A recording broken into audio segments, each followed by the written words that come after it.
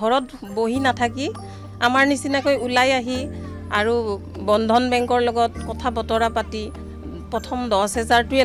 লৈ সৰুকৈ বিজনেছটো কৰি লাহে লাহে উন্নতি হ'ব পাৰিব বুলি মই ভাবোঁ আৰু বন্ধন বেংকত আচলতে ঋণ ল'বলৈ বেছি কাগজ পত্ৰৰ প্ৰয়োজন নাই বা খুব সহজে লোনটো পোৱা যায় কথাটো কিমান সঁচা 100% সত্য মোৰ সপোনটো আছে মানে যাতে সকলো বস্তু পায় মোৰ দোকানত আৰু অলপ তেনেকৈ এইখিনি মাৰিব পাৰিলে আধামান তাৰপিছত আকৌ আমাক বেছিকৈ দিম বুলি কৈছে আৰু তেওঁলোকে নমস্কাৰ আপোনালোকে চাই আছে সত্য মই আছোঁ আজি বামুণী মৈদামত আৰু বামুণী মৈদামৰ জয় গণেশ ষ্ট'ৰত এটা খুব ভাল লগা কাহিনী আপোনালোকক দেখুৱাব আহিছোঁ আৰু এই জয় গণেশ ষ্ট'ৰখন আপোনালোকে নিশ্চয় দেখা পাইছে এখন গ্ৰছাৰী দোকান আৰু এই দোকানৰ যি স্বত্বাধিকাৰী আপোনাৰ নামটো হয় মোৰ নাম মাতু কলিতা এই মাতু কলিতাই এই দোকানখন কৰিছে আৰু এই দোকানখন কৰি তেওঁৰ গোটেই সংসাৰখন খুব সুন্দৰভাৱে তেওঁ চলাই নিব পাৰিছে এই দোকানখন যেতিয়া তেওঁ প্ৰথমতে কৰিছিলে খুব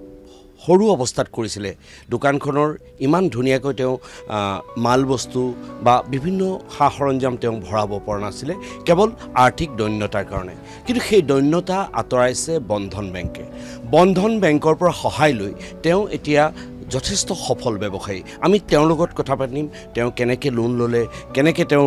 ঋণ লৈ এই দোকানখন শ্ৰীবৃদ্ধি কৰিলে এই সকলোবোৰ কথা মাতু কলিতাৰ লগত পাতিম আপোনাক স্বাগতম জনাইছোঁ হয় এই দোকানখন প্ৰথমতে কি আছিলে প্ৰথমতে গ্লুচাৰীয়ে আছিলে কিন্তু অলপ কম আছিলে আৰু আইটেমবিলাক হয় পিছত মই বন্ধন বেংকৰ পৰা আপোনাৰ 10,000ৰ পৰা এতিয়া বৰ্তমান 4 লাখ টকা ল'লোঁ লোন মানে 10টো মাৰি দিওঁ তাৰপিছত 20 দিয়ে 20 মাৰাৰ পিছত আপোনাৰ 30 এনেকৈ গৈ এতিয়া মই 4 লাখ টকা মোক বন্ধন বেংকে লোন হিচাপে দিছে কিয় আপুনি বন্ধন বেংকৰ পৰা লোন ল'ব লগা হ'ল মোৰ অলপ মানে মানি প্ৰব্লেম আছিলে সেইটো কাৰণে তেখেতসকলে লোনটো দি মানে মোক বহুতখিনি সহায় কৰিছে বুলি মই ভাবোঁ আৰু হয় বন্ধন বেংকৰ আগতে আপুনি বেলেগ বেংকলৈ গৈছিল নেকি যে লোন বিচাৰি প্ৰথমতে নাই মই বন্ধন বেংকতে মানে চবৰে মুখত মানে শুনিলোঁ যে ভাল বুলি সেইকাৰণে মই তেওঁলোকৰ তাতে গৈছিলোঁ আৰু বন্ধন বেংকত আমি শুনিছোঁ আপুনি নিশ্চয় গম পাব যে বন্ধন বেংকত আচলতে ঋণ ল'বলৈ বেছি কাগজ পত্ৰৰ প্ৰয়োজন নাই বা খুব সহজে লোনটো পোৱা যায় কথাটো কিমান সঁচা 100% সত্য হয় মই মানে কি আপোনাৰ মই এজন মানে ভাইটিয়ে হয় তেওঁ ক'লে কি বাইদেউ আপুনি ইমান পইচাৰ প্ৰব্লেম হৈ আছে আপুনি বন্ধন বেংকৰ পৰা লোন ল'ব পাৰে পিছত মই ক'লোঁ যে আপোনালোকে কৈ দিব সেনেকৈ তেওঁ ক'লে কোৱাৰ পিছত এই ভাইটি দুজন আহিলে মোৰ তাত আহি কথা বতৰা পাতি গ'ল তাৰপিছত মেনেজাৰ আহিলে আহি দোকান পাতি চাই মোক লগে লগে মানে পিছদিনাখন মোটামুটি 4টামান বজাত দিয়ে দিলে আৰু হয় আগদিনা বুলি কথা পাতিছে এইগৰাকী মহিলাই আগদিনা কথা পাতিছে বন্ধন বেংকৰ লগত আৰু পিছদিনাই তেওঁৰ লোনটো চেংচন হৈছে সঁচাকৈ বন্ধন বেংকৰ এই ধৰণৰ কামবোৰৰ বাবে ইমান সহজে লোন পোৱাৰ বাবে আজি হয়তো বহুতো লোকে বন্ধন বেংকৰ প্ৰতি আকৰ্ষিত হৈছে আৰু এখেতক মই কেমেৰা পাৰ্চনক দেখুৱাবলৈ অনুৰোধ কৰিছোঁ ইমান সুন্দৰ তেওঁ এখন যথেষ্ট ডাঙৰ গ্ৰছাৰী দোকান ইয়াত তেওঁ স্থাপন কৰিছে ঠিক বামুণী মৈদামত বিশাল মেগামাৰ্টৰ ওচৰতে আৰু এই দোকানখনত মই আহি অকণমান সময় থকাৰ পিছত দেখা পালোঁ যথেষ্ট গ্ৰাহকে তেওঁৰ দোকানখনলৈ আহে আৰু সেই গ্ৰাহকসকলৰ বাবে তেওঁ দোকানখন ইমান সুন্দৰকৈ ৰাখিছে সকলো সামগ্ৰী পোৱা যায় মই পুনৰ আপোনাক সুধিছোঁ যে ইয়াত মানে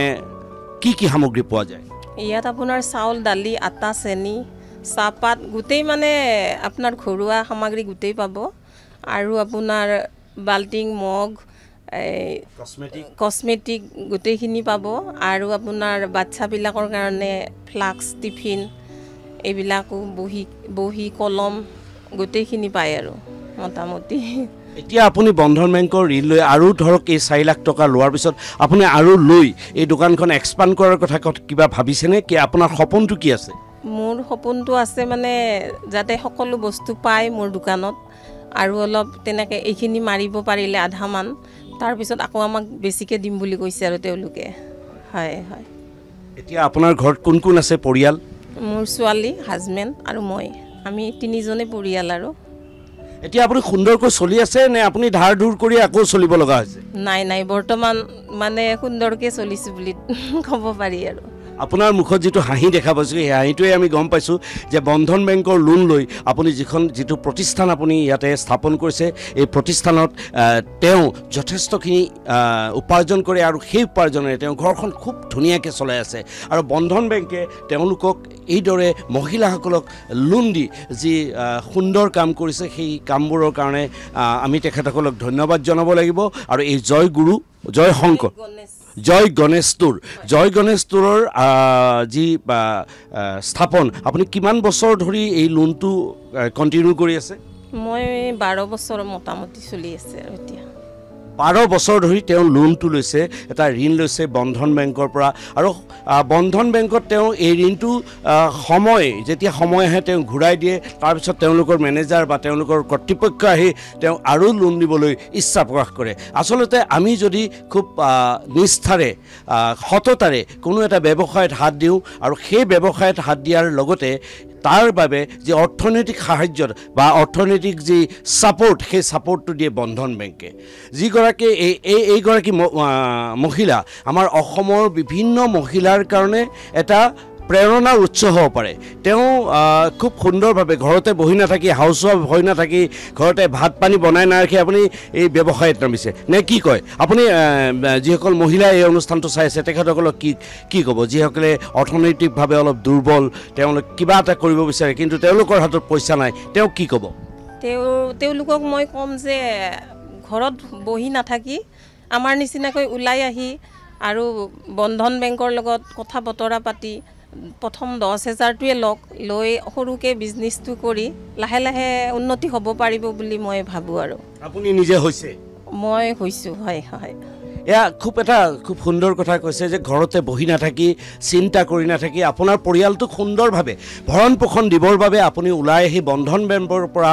ঋণ লৈ অৰ্থনৈতিক সাহায্য লৈ কিবা এটা কামত যিকোনো ব্যৱসায় কৰি আপুনি স্বাৱলম্বী হ'ব পাৰে। এই স্বাৱলম্বিতাৰ পথ কেৱল ঘৰত বহি থাকিলে নহ'ব, এই স্বাৱলম্বিতাৰ পথ আপুনি ওলাই আহি নিজে গ্ৰহণ কৰিব লাগিব। আৰু তেতিয়া হয়তো আপুনি স্বাৱলম্বী হ'ব পাৰিব, আপোনাৰ আৰু আপোনাৰ পৰিয়ালটোক সুন্দৰভাৱে আপুনি ভৰণ পোষণ দিব পাৰিব, এটা সুন্দৰ ভৱিষ্যত আপুনি গঢ়ি তুলিব পাৰিব। যিদৰে এইগৰাকী মহিলাই এই জয় গণেশ টুৰৰ জৰিয়তে তেওঁৰ পৰিয়ালটোক সুন্দৰভাৱে পোহপাল দিব পাৰিছে, সুন্দৰভাৱে তেওঁৰ পৰিয়ালটো চলাই নিব পাৰিছে। আৰু এনেধৰণৰ উৎসাহ, এনেধৰণৰ উদ্দীপনা বা এনেধৰণৰ একাগ্ৰতাৰে কোনোবাই যদি ব্যৱসায় আৰম্ভ কৰে, সেই ব্যৱসায় নিশ্চয় সফল হ'ব। আমি বন্ধন বেংকলৈ ধন্যবাদ জ্ঞাপন কৰিছোঁ। আৰু যিসকল দৰ্শকে আজিৰ এই অনুষ্ঠানটো চাই আছে তেখেতসকলকো কৈছোঁ, বন্ধন বেংকৰ লোন পাবলৈ বা ঋণ পাবলৈ খুব সহজ। আপোনালোকে নিজেই বন্ধন বেংকৰ লগত যোগাযোগ কৰক। আপোনালোকে কি ব্যৱসায় কৰিব তাৰ বিষয়ে তেওঁলোকক বিতং তথ্য দিয়ক আৰু তাৰপিছত তেওঁলোকৰ পৰা কিঞ্চিত পৰিমাণৰ ঋণ লৈ আপোনালোকে এটা ব্যৱসায় আৰম্ভ কৰিব পাৰে আৰু সেই ব্যৱসায় কৰি আপুনি স্বাৱলম্বী হ'ব পাৰে। আপোনালোকে নিশ্চয় প্ৰতিবেদনখন চাই নিশ্চয় উৎসাহিত হৈছে। মই আশা কৰিছোঁ অসমৰ যিসকল মহিলা এতিয়াও অৰ্থনৈতিক দৈন্যতাত ভুগি আছে তেওঁলোকে ওলাই আহক আৰু এনেদৰে কিছু ঋণ লৈ তেওঁলোকে ব্যৱসায় আৰম্ভ কৰি স্বাৱলম্বী হওক। ধন্যবাদ। চাই থাকিব সত্য।